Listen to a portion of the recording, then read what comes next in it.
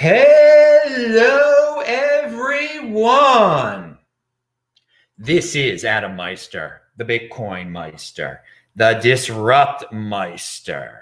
Welcome to the One Bitcoin Show.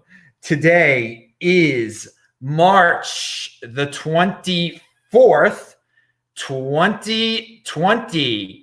Strong hand, long-term thinking, golden age, baby. It's the halving hype. We'll talk about the halving. Personal responsibility is the new counterculture. We're going to talk about that. So yeah, I am still offended by selling your Bitcoin, of course. Don't FOMO on alts. We got JW Weatherman in the house tonight, today, wherever you may be. Remember, my elite friends, hello, elite friends. If you've got questions, I got answers. You can type in a Bitcoin Meister or do a super chat, and we will answer your questions. Retweet this because YouTube isn't really sending out good notifications anymore. Crazy stuff's going on in this world, and JW is going to talk about it. So welcome back to the show, JW Weatherman. Thanks, man. Thanks for having me back. It's always fun to hang out with the crazy Adam Meister. Now, what's going on is a lot of people, I don't think they're even seeing some of the awesome stuff that you're tweeting out there because of a possible shadow ban. Who knows? We will talk about that. No, it's guaranteed, man, because I have too many people screenshotting that and sending it to me where they get to see one comment of mine, and then there's a lot of that's just, it says it's been removed. Or I think it says that I've deleted them. So people think I'm deleting all my tweets. I did delete one tweet in the last month, but not the 7 in a row that are showing up on screenshots. Yeah, well, let's talk about why maybe you're being shadow banned. Is that you're not living in fear right now. There are a lot of people living in fear, and when people are scared, it appears also they're willing to give up their freedom. What is your take on the current event situation? So yeah, basically, I don't think the virus is that big of a deal, but even if it is, the range of possible responses, like actual actionable things that you might do, are anything from avoiding old folks in a bad flu season, like you would, all the way to wearing a mask and gloves when you go to the grocery store, and assuming you can work from home, working from home, right? Maybe washing all of your groceries in a bleach solution before you bring them in the house. None of that's crazy right now, right? Like anybody that does anything within that range, totally fine. Nobody's really doing anything outside of that range, so it doesn't really matter, right? But at the end of the day, I think that it's way overblown. I think people are freaking out, and the main thing is I know that the media is incentivized to cause fear and terror. I've caught them in several lies over the last month trying to get me to embrace fear and terror. And I've seen no evidence that I should be fearful or terrorized. So based on that, I don't think there's a there, but I'm still avoiding old folks, and I'm still avoiding the sick because I could have COVID right now, and I don't want to put anybody at risk, but I'm not wearing a mask to the grocery store. So, but that's just my personal selection in this range of reasonable things. And I'm certainly not asking the government to take all of my rights and freedoms away so that I don't get whatever this might be. Yes. So pound that like button. That's very sensible. JW and Adam Meister, we believe in personal responsibility here. But what's your take on, it seems like the majority of people defaulting to the government for a solution? Are we living in in the United States here, or in California, whatever you want to say? Has it become fascist? Is everyone living for the state, and is the state picking winners and losers? What do you think about this? I mean, clearly statism is the default here. It's very shocking. Yeah. I mean, I think most people are statists, right? I think if you were 2,000 years ago, you might be worshiping the sun.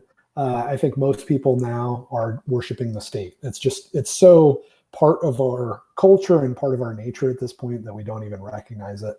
And I think when stuff happens like this, it becomes a little bit more clear. But the same people that are asking the government to take all of our powers, they're also the same people that are putting their kids in public school and having them indoctrinated for 40 hours a week. It's just not as shocking. Like if you really step back and you go, all right, Bob is freaking out right now and he's become a fascist. But a month ago, Bob dropped his 8-year-old daughter off and put him in the hands of a 45-year-old on his second marriage, probably alcoholic, low IQ monkey for 40 hours a week at public school, where she's going to be indoctrinated and, based on some very clear statistics, has a much higher chance of being sexually abused, right? So, I thought Bob was crazy before. That said, Bob's freaked me out enough over the last month to where I'm going to move. I'm getting out of California. So I'm not being an alarmist. I'm trying to keep it in context of everything I know about my neighbors and history and all that. But my risk assessment has changed over the last couple of weeks. Okay. So are there any states or cities you'd recommend where there is not this default to authority and where the authorities aren't overreaching? I right now, I'm not doing any research, but there's got to be some state out there where the governors aren't trying to show off who can outdo. It's who can outdo the other one. Who could be more of an authoritarian? Is there a state or city out there that's still free? Well, no, but there isn't a country either. My thought process is basically I'm staying in the US because I want to be able to shoot bad guys if they come in my house. And it's pretty hard to get that right anywhere else. It's also pretty wealthy here, which means if you people have this idea that you can move to Costa Rica or Panama or wherever, and if you do that, your cost of living is way lower. But the reality is, you just have to live like a homeless person down there to have your cost of living lower, and you could live like a homeless person here. The reality is, like a gallon of milk at Walmart in the United States is as cheap as you're going to get it anywhere on the globe. And so, for those reasons, I'm staying in the U.S. And I'm not really sure which state I'm going to live in yet. But I'm mostly looking for just less population density. It's a big sacrifice because it's a lot easier to invest in startups where I'm at right now, which is in the East Bay of San Francisco. I can drive over to Silicon Valley and meet with potential startups and do due diligence and all that sort of stuff. So my income's probably going to take a hit, but yeah, big picture though, I guess the other thing is I have more money than I have stress to spend. And I think I'll be less stressed out with just less population density, especially with weird stuff like this happening. I'm not looking for a utopia. I'm just looking for a place that's slightly less weird. Well, now that we're talking about locations, real quick, how are things on the streets out there on the East Bay? Have you been walking around? Does it look the same to you, or yeah, no one's enforcing these rules here in LA. I know that, but it looks about the same. I would say the main thing that I'm doing, and this, my wife and I have laughed about this being maybe not the smartest thing, but I'm trying to keep a beat on sort of the environment and how everybody's feeling. And you can't trust the news, you can't trust the media. So I'm going to the grocery store every couple of days. I never go to the grocery store. My wife does the shopping and it's delivered and all that, but I'll just go in and talk to the checker. And I would say a week ago when I went in, people were terrified. I walked in the grocery store and it was so palpable. There was a woman scrubbing down, there's a Trader Joe's that I went into. A woman cleaning the little shopping cart and all stressed out. And, hey, how's it going? Thanks for doing that. And she's just went into this rant. It was a really creepy environment. Everybody was stressed out. I'd say it's chilled out quite a bit, but it's not normal yet. The atmosphere is very strange, but people are still going to the grocery store. So yeah, and that's the thing.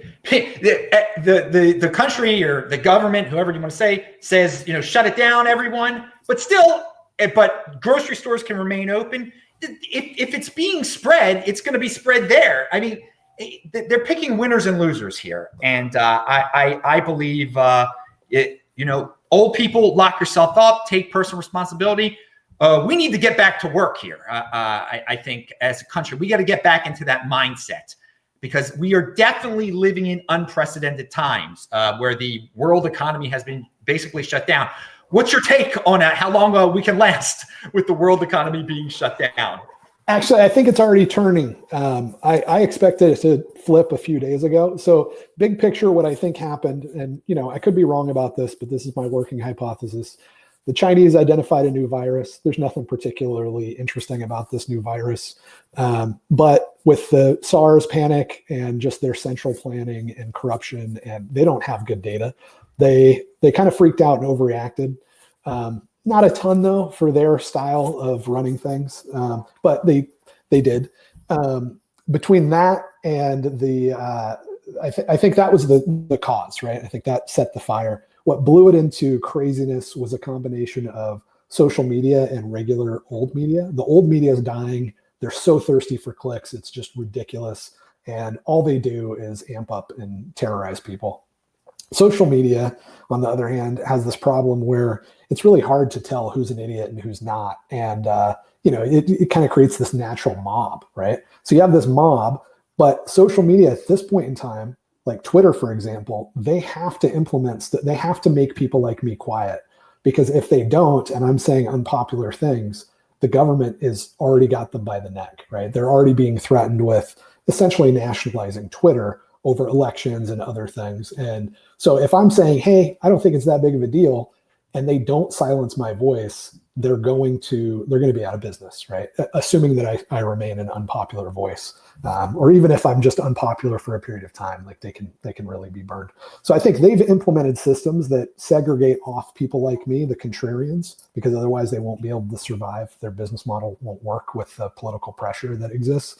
And what that means is that the people that normally take out the flame, right, that normally slow down the panic, people like me in this situation, I mean, I could be panicking next week about something else. I'd probably have more of a tendency to panic over, draconian government measures than a virus. But either way, people like me trying to say, oh, it's not that big of a deal, are taken out of the conversation. And people that are freaking out are amplified. And that's just the nature of the algorithms that they've had to implement. So I think those two things are interesting. Like they're interesting, like on a historical perspective, right? Media being that desperate for clicks and that irrelevant and stupid, and just that willing to lie. I think this might be peak in like all of human civilization on that front. Social media being set up to amplify stupidity, I think might be peak, because I don't think that Jack, for example, wants it to work like that. I think he really wants to, Jack Dorsey, and I think the people at Twitter, they really want this thing to work, but they're being forced to be the moderators. And so they have to write algorithms that highlight the popular and quiet down the unpopular. And that just amplifies anything, right? And in this case, I think it's amplifying the COVID panic. Yeah, well, you had a tweet out there talking about how it's similar. I mean, it's on a whole new level here. But when we have the tropical storms, how the media just plays on the fear, it's unbelievable, because that is what sells. And it is quite interesting. We've had these, the news has sort of leaked out about the anti-malarial drug that people can take. And the media is portraying that as like almost like that's not true. And they're not even talking about it. I mean, they're not giving people hope. They want to like extend this thing for as long as possible. It seems like it is, guys, there is this is going to end eventually. We will get back to normal life. And we should do everything in our power to say that, that life is going to go on here, dudes. And they're just do not add to this panic prison. And I'm glad, there's some of us here in the Bitcoin land that are usually talking about Bitcoin, like you and me, who are not afraid to go against this mob. I mean, it is what do you think about the social media mob? I mean, and that Bitcoin people have seemed to join it. Yeah, it's interesting because politicians are always trying to ride this beast of the mob, right? And it's kind of unpredictable beast. I don't think that most of the politicians that were freaking out about COVID last week, I think actually you can see Trump's response if you were kind of paying attention. At first, he was trying to downplay it and say it wasn't a big deal. I think what happened though is between the media and social media and just people's general fear, he realized that that's going to cost him way too many political points. So he can't afford to keep trying to calm people down. So, because his job is to ride this donkey. It's not to redefine it, right?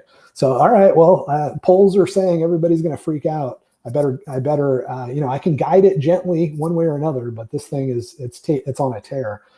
So then he's got to ride it into the panic zone and really amp up the panic, which I think he's done pretty well. And, his approval rating, I'm sure, reflects that.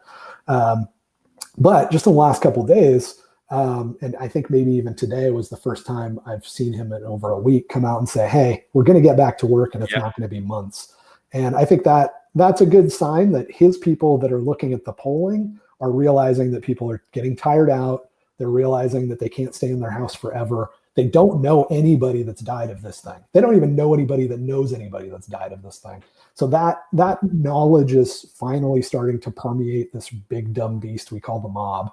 And now he's able to say, all right, let's bring it back a little bit towards sanity, and we'll see where we go. So I think, it's unfortunate. I think that's the way things have always been, but we do have some weird stuff, like I mentioned, that it's making the mob more unpredictable than usual. And ultimately that's the equation that I'm running and saying, I just want to be in a little bit more rural of a space because my neighbors are just a little bit more unpredictable than I thought they were a couple months ago. All right. Great analysis of the situation with the president, how he went with the flow. He couldn't, but now clearly he must have polling numbers that show that Americans want to go back to work. And the funny thing is, if you look at social media, you wouldn't know that because the voices that want to go back to work are being classified as lunatics by the mainstream media and stuff. But I think there is a silent majority out there, and we're part of it right now. I don't know about other countries because I'm not in other countries. I can only see the social media that's coming out of them. So that might be skewing, there might be biased stuff there. I do want to read here. This is from the United Kingdom just sent out this text message. It says, new rule, everyone, somehow they can send it to everyone. Coronavirus alert, new rules enforced now. You must stay at home. More info and exemptions at their status website. Stay at home. Protect the NHS. Save lives. That's fascism right there. Protect the NHS.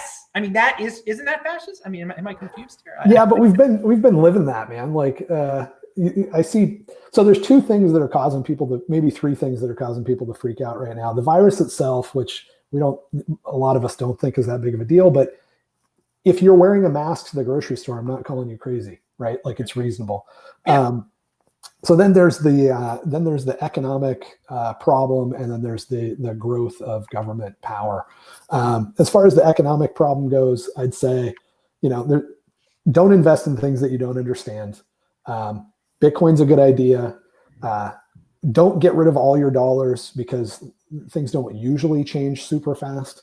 But don't be totally dependent on dollars either. And you can do that. I think Bitcoin's the only thing that I really feel good about owning right now is Bitcoin. But I'm a little bit diversified, and I do have some dollars. I have plenty of dollars to if it doesn't hyperinflate, which is possible. And those dollars have gotten, even with all the printing, those dollars have gotten me more purchasing power because everybody's running out of equities, right? And so it's a little bit messy to navigate the economic problem, but I think, stay out of investing in things that you don't understand, and that will serve you well.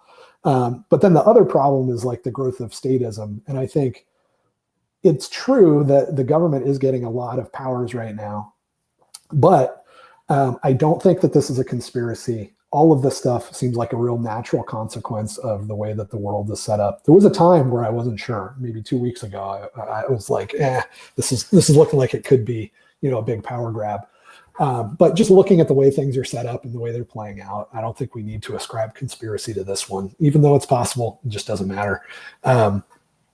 So the question is, like, with this growth of statism, how do we respond to it? I think it's clearly not a good thing, but it's also probably pretty temporary. I know there's nothing as temporary as or nothing as permanent as a temporary government program or whatever. But the idea that like these laws are getting passed or whatever, and we're losing tons of freedoms. We didn't have any freedom, relatively a year ago. The only reason, like, the Constitution hasn't been protecting us in the United States. What's been protecting us is that people are dangerous and a little crazy. And if you push them too far, they'll push back. And we have a lot of, crazy people in the United States, and sometimes they get on my nerves. But times like this, I really appreciate them because they're keeping they're keeping the the liberals and the socialists and the conservatives that want to go to war all the time in check a little bit, because nobody wants the crazies getting too pissed off. So that's why we're free, right? We're free because we're dangerous. That hasn't changed. The only thing that's changed is right now we're, as a group, very fearful and willing to give up a lot of freedom. But if the tequila dries up in about 6 weeks, we're going to get real dangerous, and we're going to get way more dangerous than we were before. And the amount of freedom that we're going to get back is going to be maybe more than I even want. So, it's not about the paperwork. It's about the dynamics that are in play. And those really haven't changed that much. Excellent. Well, pound that like button, everyone. I want to say, you were talking about being on Twitter, being shadow banned. I want to remind everyone that's watching this show right now. It has become apparent that I think since Saturday, and I don't know why it started Saturday, but it appears it started Saturday, that YouTube, for some reason, maybe they changed their algorithm. Maybe I'm on a list. I don't know. I just want to say to the people who are loyal watchers of the show, they are not sending out notifications as much as they used to. And beforehand, they weren't doing a real good job of it, but that was fine. But they really cut down on that. So the people are not finding out about these videos unless they come to my channel. So dudes, follow me on Twitter at TechBalt, TechBalt, and retweet, when I go live. So the people who can watch it live, and they can know that I'm still making videos, because it's pretty obvious that something's changed with the algorithm, or something is up in social media land. I'm not going to get into conspiracies. This is where the big boys play. So this is where the big boys play. I want all of you to be proactive and support the show by retweeting, et cetera, et cetera. And I was DMing actually JW the other day, and it's just, I find it fascinating that during this time when we're living through unprecedented times, that it seems like more than ever people are just following the social media algorithm. And they're not, this is a time for individuals to seek out, to manually go on social media and check out different people's feeds, to check out the links below when you watch a video, and and not just go where YouTube tells you to go, but go where your other people are saying, hey, this is good, check it out, where you actually have to take action. It seems like now people are just along for the ride at more than they ever were before. They're intellectually lazy more so than they were ever before. And this is a time you shouldn't be that way at all. Just don't listen to what the government, don't buy into the narrative at this time. But it just seems like that in this, and this is what's frustrating to me and other people, just people are eating up the narrative more so than they ever were before. And I guess it's this fear-based thing. All right, so and I wanted to quote Michael Knowles real quick. He said, "This is a dictatorship of the experts." I like that. I like that. I like that saying out there. All right, and I also want to read this tweet from the FDIC. This is from a lady at the FDIC. Has a video. It's linked to below. Forget the mattress. Keeping large sums of cash at home is risky. The best place to protect your money is in an FDIC insured bank where it's safe and sound. Learn how the FDIC safeguards your money. And she gives a link. All right, dudes. This is where we start to talk about Bitcoin during this show. All right. So JW, the United States government doesn't want people to panic out of the dollar. They don't want people to panic out of banks.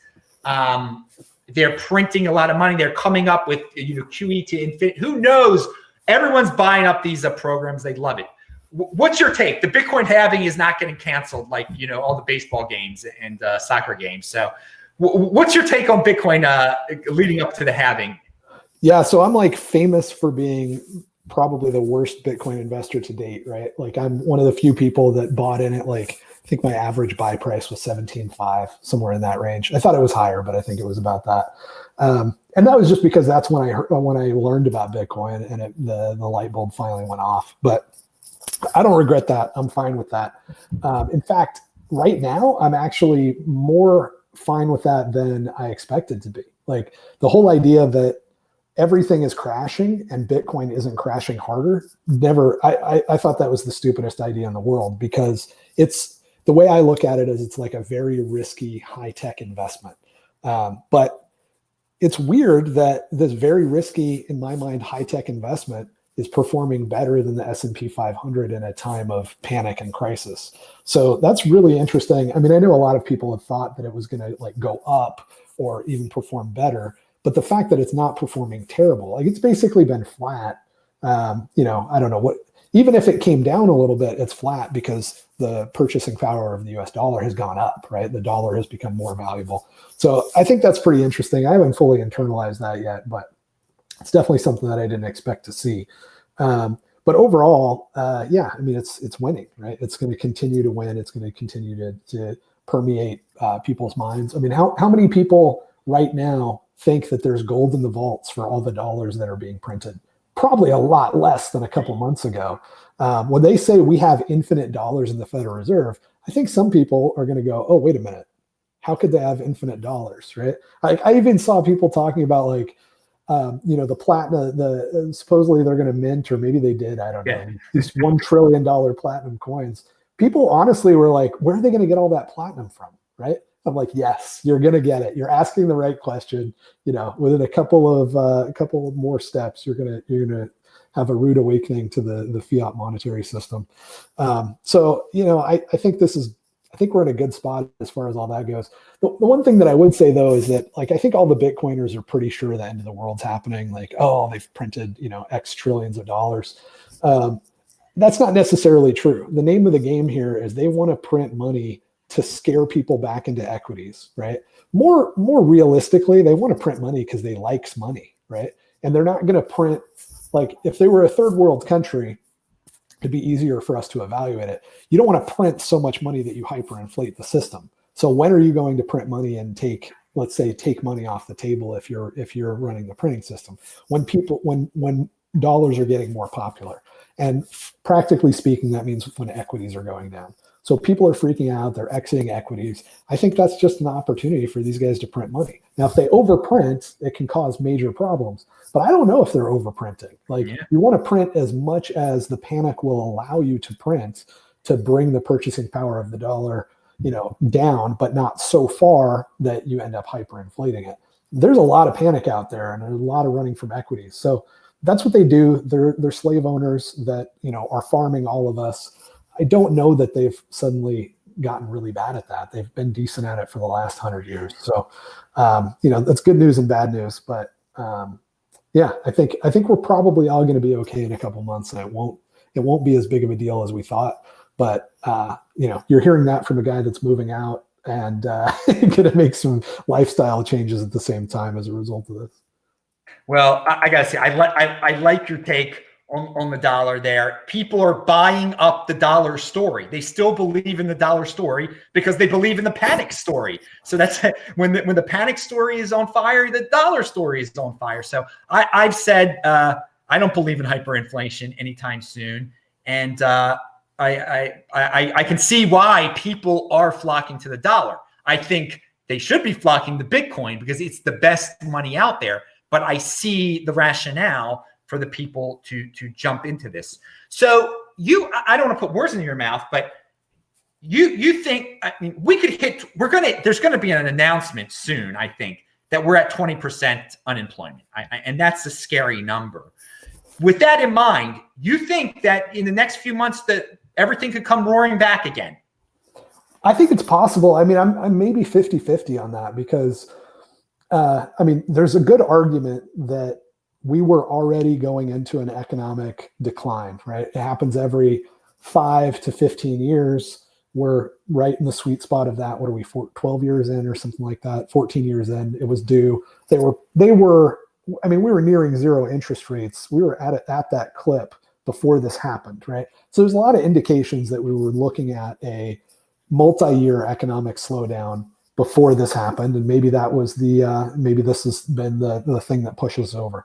That's very possible. On the other hand, this is such a crazy amount of fear and panic that is all going to vaporize, in my view, over the next 6 weeks, that it could snap back quite a bit. I don't know if it'll snap back to as high as it was, but I could see it snapping back so much that this seems like a short-term event.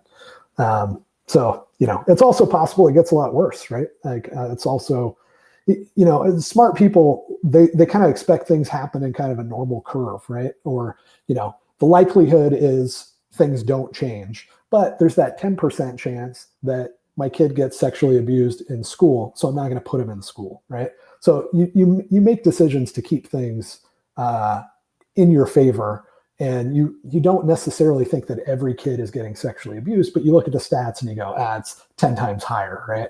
That dude's a stepdad. I know that means there's a 10 times higher likelihood he's going to abuse the little girls that are in his charge, right? You just know about how the world works, and you try to avoid not putting on your seatbelt when you get in the car, right? Little decisions like that. So I think that's, how smart people are going to manage this too. Even if we're off, we'll be fine. But things are probably not going to change as much as people think it's going to change in the middle of the greatest panic I've ever seen in my lifetime.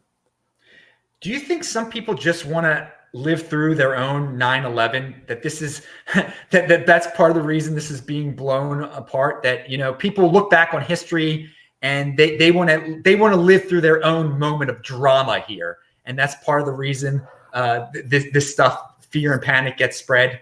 There's probably an element of that. Like, there's probably an element of wanting relevance or something. Yeah. But I really think that the huge causal elements here are media becoming irrelevant and being thirsty for clicks.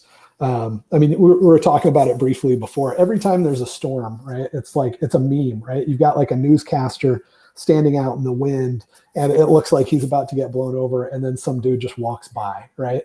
That's the media that we have now. It's weird. That's a real weird state of affairs. And they're more desperate.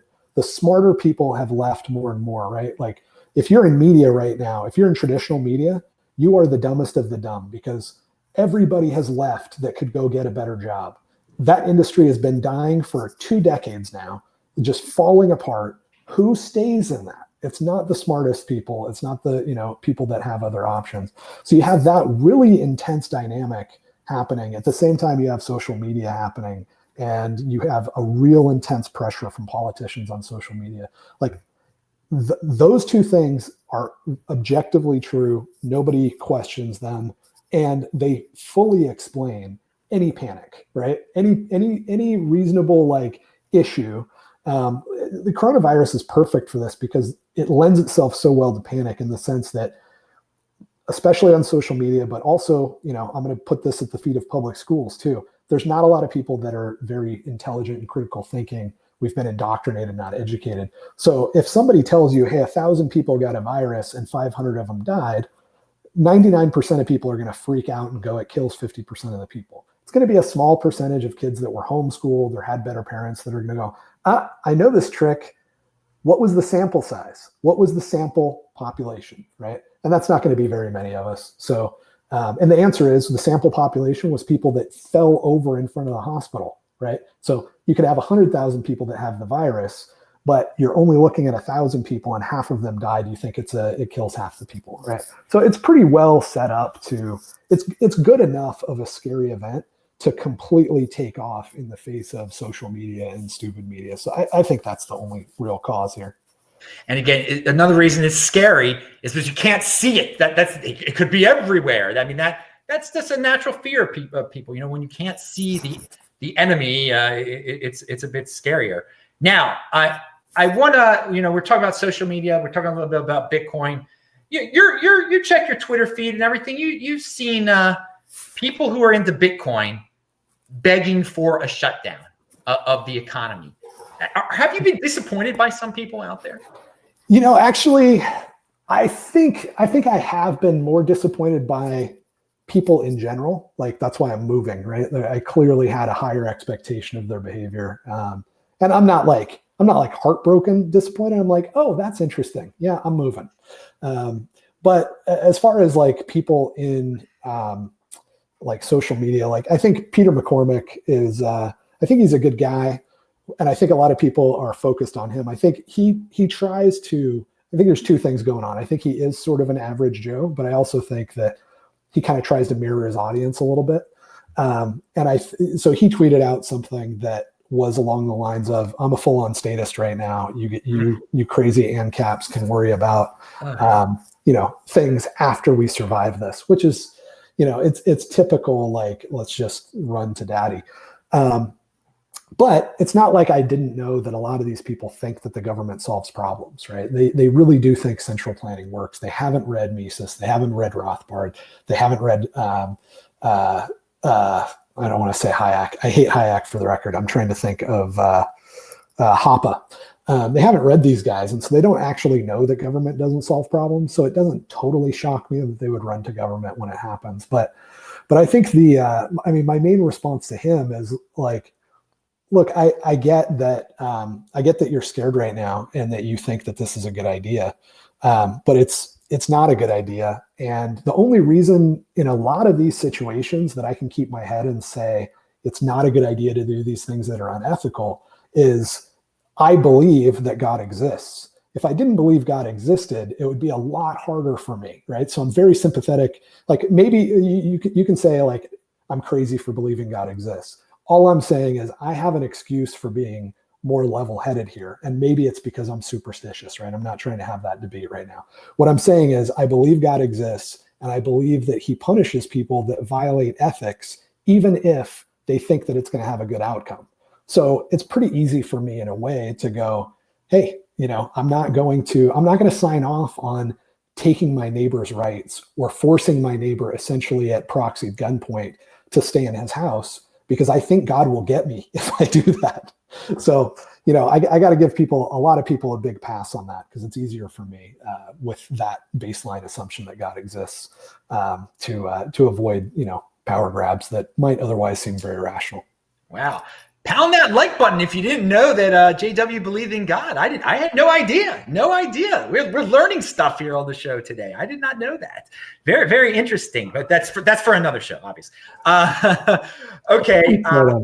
One thing I wanted to point out: has society become more feminine over time? Unquestionable. Look at you asking that question while you're using your hand in a way that would probably get you punched in the face 20 years ago. Indeed. We're all guilty of it.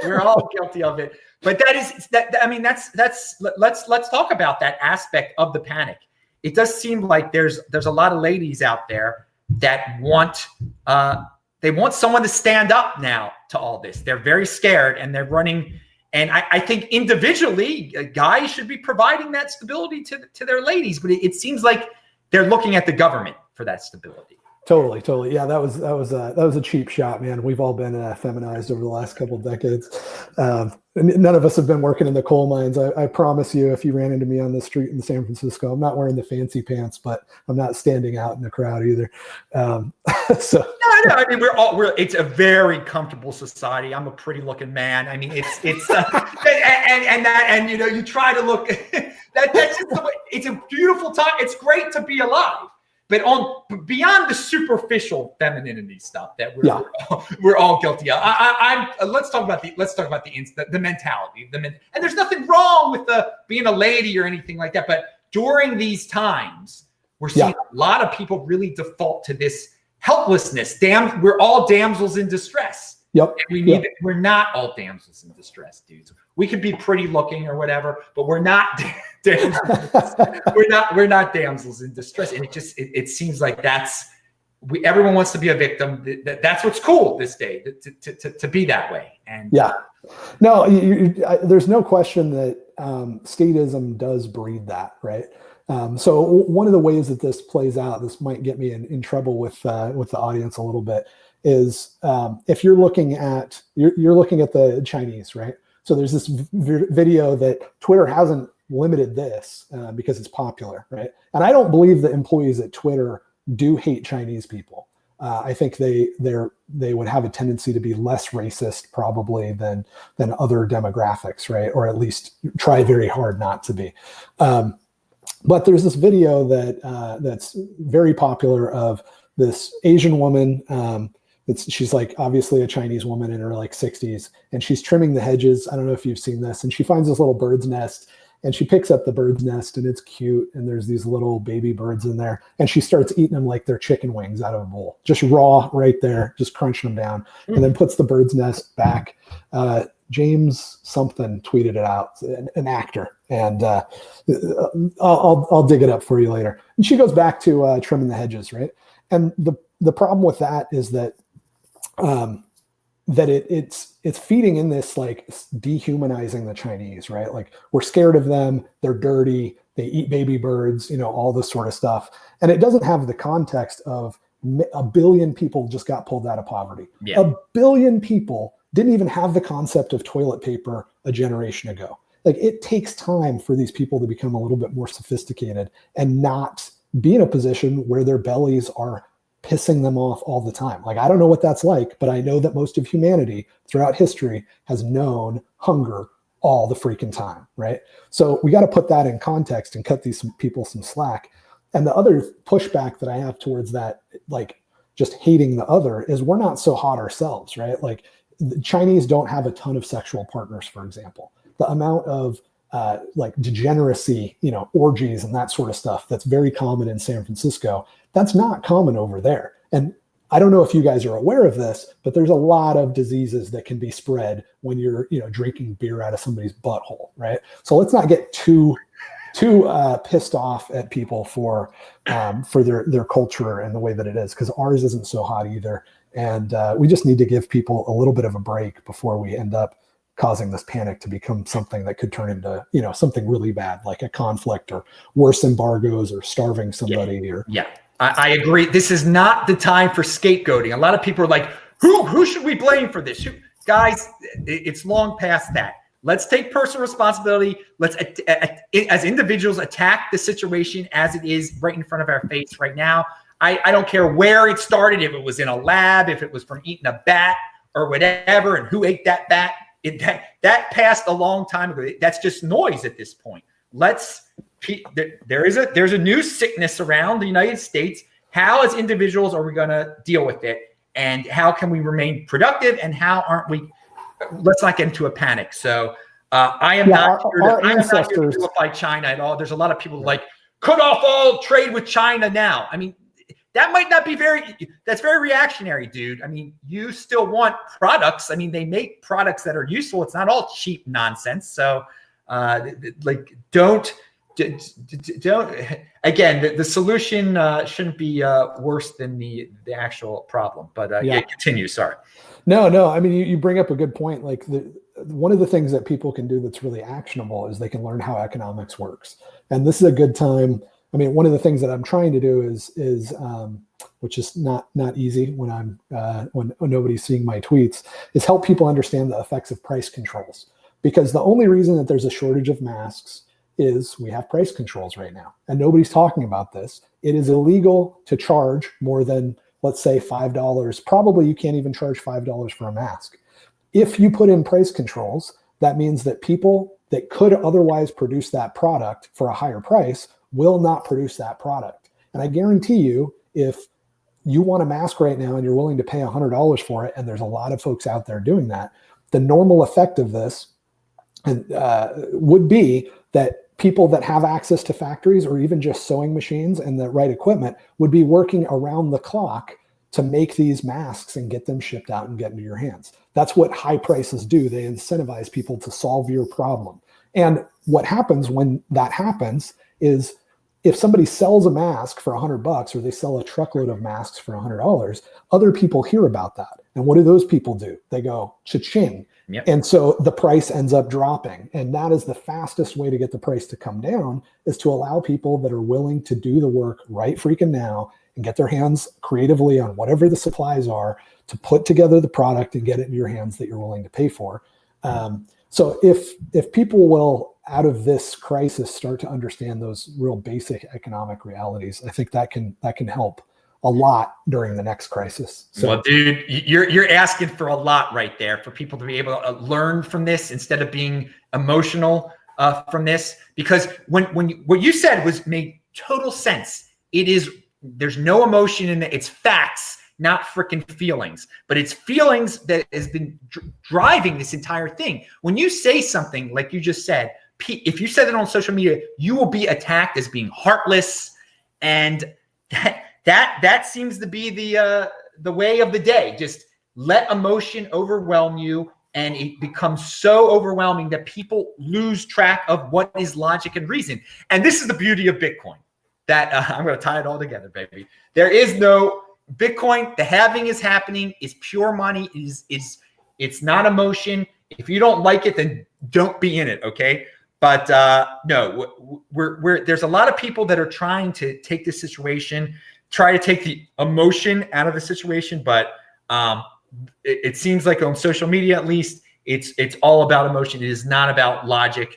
And you're a cruel, heartless person if you suggest, if you don't call something price gouging, if you don't, I mean, there's all these labels out there, these very emotionally charged labels that are being used, and people need to get past that and just like, hey, how can we really solve this? Let the market take its let the market be. But that's again, we're in a statist type of world now where interference is government interference is the way of life. So, oh well. Yep. So here's a more positive take on some of this stuff.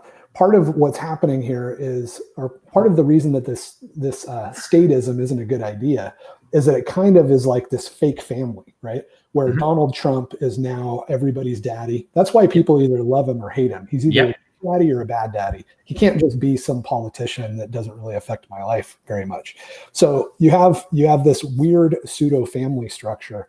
And that does cause weird sort of behavior, right? Like the feminization that you're talking about and things like that. So one of the things that China has going for it and other countries have going for them is, they might still eat a raw baby bird, but they still have that family structure in place. And yes, a lot of these people from the country are moving into the cities and they're getting indoctrinated. Not as effectively as you might think in a lot of cases, though. China gets a lot of credit for stuff that they don't actually execute on very well. So there's a lot that, let's say, third world cultures have to offer us in bringing us back to some sanity. And as there's things that get taken out of the state's control, right? Hopefully Bitcoin removes money from the state's control. As far as communication goes, social media has actually made a ton of progress in removing power from the state. It's still a nightmare, right? But it's far better than the 5 channels that we had before. And we just got spoon-fed everything, 50 years ago. So that's getting slowly taken out of the state's control. And that will allow the family unit to like thrive again, right? There will be natural relationships where instead of looking to Donald Trump to provide for me the check, people will be looking to grandpa that's been working for, the last 60 years of his life, and he has some money saved up and he's going to take care of the family. Or, grandma that, maybe grandpa's dead, but we still have, people in our family that have earned their position of having savings and providing for the family unit. And a lot of those natural relationships will reemerge, right? When you have a family, you have a tendency, the big strong guy in the family, right, tends to be somebody that people look to and get comfort for or from when there are threats around, right? So eventually that won't be Donald Trump. That will be your actual dad. And that will be great. So I think we're headed in that direction. And I think there's probably a lot of third world countries that are going to be fortunate because they're going to skip this weirdness. They're going to skip the whole degenerate sexual revolution stuff that started when we were kids and has continued on and just gotten, all the way through transgender kids and all this weirdness. They're just going to go from, a world where they had a family and they were poor to a world where they still have a family and they're not as poor.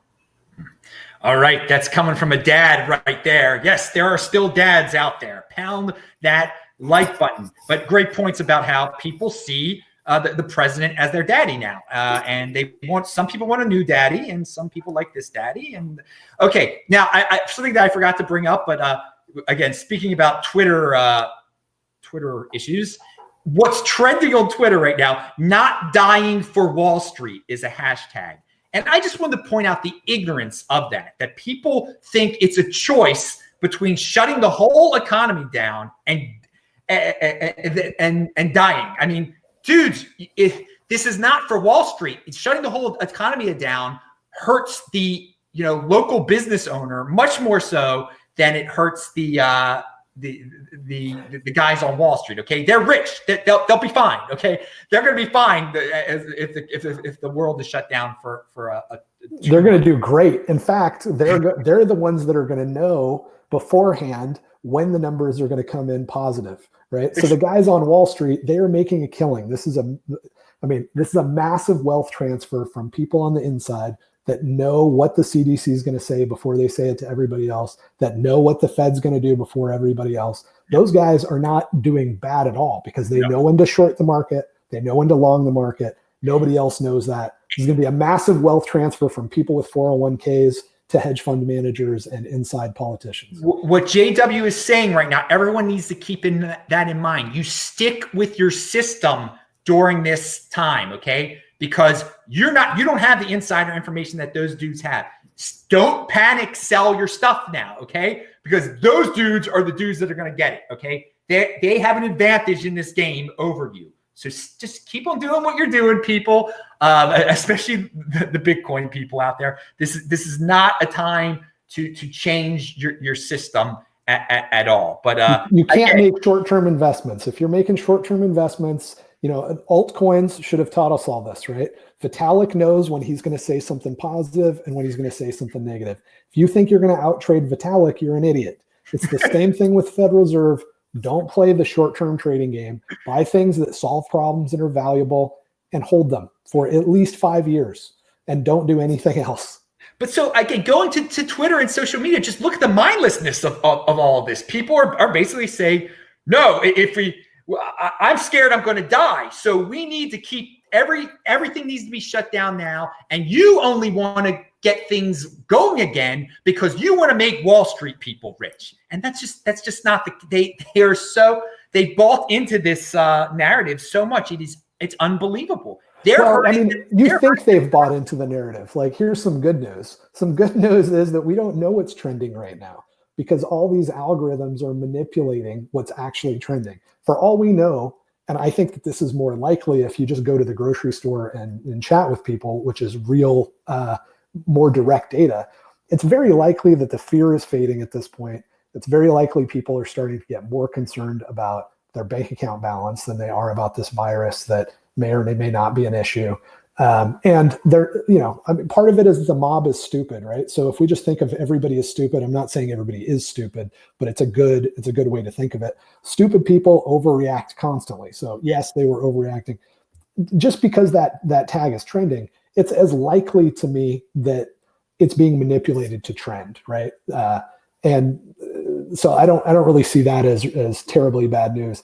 But the sentiment is out there, and I think part of the reason for that is that there are enough people that they don't know enough about economics to know what it is when we're talking about the economy. And what we're talking about when we're talking about the economy is all of us solving little problems to not die. I solve this problem, I give you the results. You solve that problem, you give me the results. If we all stop doing that, we all die. So we do need to get back to work. We do need to return to solving problems. And I think we're going to, right? I think we'll be back there within a week or two because, trying to keep a bunch of Americans in their house, you can do that for a little while, but it gets really dicey to be a politician and do that for too long. Yeah, well, let's hope for the silent that this silent majority really does exist, and hopefully more and more can speak up like JW and I are, even though we might be throttled by certain social media platforms. And just to show you how mindless things are, and some people are going to think this is like almost like a conspiracy, like it's too good to be true. Activist Greta Thunberg says it's extremely likely she and her dad have the virus now or something. Okay, so that's that. Ugh. It sounds too good to be true, doesn't it? Come on. I mean, yeah, it's disgusting. One of the things that this does reveal is just how pathetic all these people are. Like, when you see that guy walk by the newscaster and he's pretending to be blown around, you're just like, what an idiot. And the answer to that, like, why is that guy that pathetic? It's because he sucks. He sucks at life. He became a newscaster. He thought he was going to be on the nightly news on ABC. He's standing out, at a storm surge and nothing's happening. And he's so desperate to get out of that $25,000 a year job into the $40,000 a year job if he can somehow pull off an Emmy or whatever stupid award they get by being dramatic, right? I mean, these people are just pathetic. And like Greta Thunberg, all these people that have come out and said, I have the virus. Like, first of all, we all know that we can't get tested. Why can they get tested, right? And we all know that when they say I might have the virus, it means absolutely nothing, because the difference between the symptoms of a flu and the symptoms of a cold in a hard, maybe the vast majority, but let's say a significant percentage at least of people are indistinguishable. So yeah, it's pathetic. It is absolutely just, you're a loser, pathetic. I will say this. I think we're going to learn at the end, maybe by 2021, we're going to look back on this. And I think more people, because there is no testing or whatever, we're going to find out there's so many. I mean, you and I might have already had it. I think a lot. The rate of infection is going to be much higher earlier on than we thought it was, which is going to make a difference in the long run here. I do hope that many more people were infected with it and just don't know it. Because most people who get it don't even know that they got it, and there's all sorts of semi-evidence out there that this disease might have been here earlier. And if it was here earlier, then more people already had it, more people are immune to it, and it's just not going to spread as much. So we'll see. But instead people just panic and say, no, it's the worst is yet to come. It kills 5% of the people. It's just all these complete misuse of numbers. It's sickening. So any final thoughts before we get out of here? Anything you wanted to add about Bitcoin, economics, virus, panic, life in general? It's been great to have you on. Yeah, man, I think I want to hit you guys with a couple of facts that might be soothing, because I know most people are still freaking out about the virus. One is that 99% of the Italians that died had pre-existing conditions. Another is that the narrative that they're pushing right now about 40% of people that are in serious condition under the age of 50 or whatever, that's almost certainly bullshit, because they all had pre-existing conditions, right? So yes, there are a lot of younger people that are in serious condition. I am highly convinced that they all are dying of leukemia before they got the virus. And part of the reason for that is that the story that they led with when they shifted this narrative, you can still go find it. It was the headlining story in New York Times. It was either yesterday morning or the day before that. It was all about a young man. Tom Woods tweeted this out, actually. All about a young man that is dying. It was the first big story about a young person in the US dying. And if you dig down, you'll find out he was literally dying of leukemia before this happened. So I think they're pretty good at finding ways to terrorize us. If that's the best they've got, take some comfort that it's probably BS. Yeah, it's sometimes you just have to dig down into the story. I mean, it's the information is out there. Somebody had testicular cancer that got, I mean, they're not 100% healthy youth, but you're absolutely right. That's the big narrative right now is the young can die too. And you said 99% of the people in Italy. I think it's even higher than that. I think it's like 99.5% of the people in Italy have pre-existing conditions. And people, if you were a vapor or a smoker, that's a pre-existing condition too, by the way. I mean, you made that choice back in the day. If you were messing with your lungs, something comes along that affects your lungs, you're more at risk. I mean, that's just. Yeah, but I think it's really way worse than that. Like, I think, I don't think, let me put it this way. I know that the media's job is to terrorize us, whether it's true or not. And I think that if you were a smoker and you had a significant chance of otherwise being healthy, getting this thing and dying, and I mean statistically significant, I think we would all know that, because they are very good at grabbing facts when they suit them and providing them. So I really don't think that it's even that dangerous based on that sort of, maybe that heuristic kills me someday, but it's been pretty reliable up to this point. And I can tell you that the big news media thing they were pushing this morning was 40% of people under the age, or 40% of the people that are, it was actually 20 to 40%, which is a huge range of people between the ages of like 40 and 60 are in serious condition, right? Something like that. But then they immediately followed that up with, but we don't know how many of them had serious pre-existing conditions. It's not hard to get that data. They know, or they intentionally didn't find out because they knew that that would cause maximum terror. Yeah, it would be. I said this early on. It would be nice just to have a spreadsheet, a simple spreadsheet that normal people can read, that list all the ages, list all the pre-existing conditions, list people's sex, their race, their location, and let everybody judge on their own if they fit what risk profile they fit. But no, people don't want to do that. There's no personal responsibility these days. Just let the media tell you what's really going on, or the government to tell you what's really going on. And I do want to say, what's the latest narrative? Something else that's going on is that the media, because they're politicizing this too. And if this thing was so darn serious, they wouldn't be politicizing. I mean, if it was the end of the world type of thing, you wouldn't be trying to figure out ways to vilify the president and stuff. Right. But something that came out this morning was that some old people drank aquarium cleaner because they thought it had the anti-malarial in it that would cure them, and thus that was the president of the United States' fault that they drank the aquarium cleaner that killed them. Because he brought up the anti-malarial that might be a cure to all this. I mean, it's just amazing that because Daddy said it.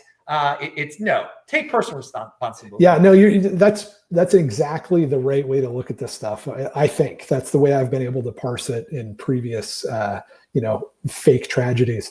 Is you look at something like that and you're like, all right, the best that this group of people that are spending millions of dollars per hour to find as much information as possible to make it look like, whether you like Trump or not, millions of dollars per hour are spent making Trump look like a jackass, right? So if the best that they can come up with is some people drank this thing and killed themselves, it's clearly a tragedy and it sucks that happened. He obviously, they're not finding much to scare us, right? That's the best that they can do. So I think that's the only way you can parse these people. You know they're liars, you know what their motive is, and you just got to go, well, if that's the best they can come up with, this will be a good day. All right. Very good, people. I think that's a good way to end it. JW, thank you for your time today, man. Stay strong out there. Keep on follow. He's linked to below, people. Pound that like button. Please follow him on Twitter. And that means just check out his Twitter feed every day. Treat it like a blog. That's how I treat people's Twitter feeds. I don't sit there and let Twitter show me what's, I don't look at my feed that Twitter makes up. I actually go to people's Twitter feeds and just treat it like blogs every day. It's not, it doesn't take that much time, people. Don't be lazy, be proactive. But thanks again, JW. I am Adam Meister, the Bitcoin Meister, the Disrupt Meister. You get a new show here every day. So keep coming back here because YouTube isn't reminding people that much anymore. Oh, well. My podcast is doing better than this almost. Unbelievable. But some of you are listening to this right now on podcast anyway. Follow me on Twitter at TechBalt, TechBalt. Everybody have a great day. Pound that like button, bang the bell button. See you tomorrow. I'm pushing stop live stream. Bye-bye.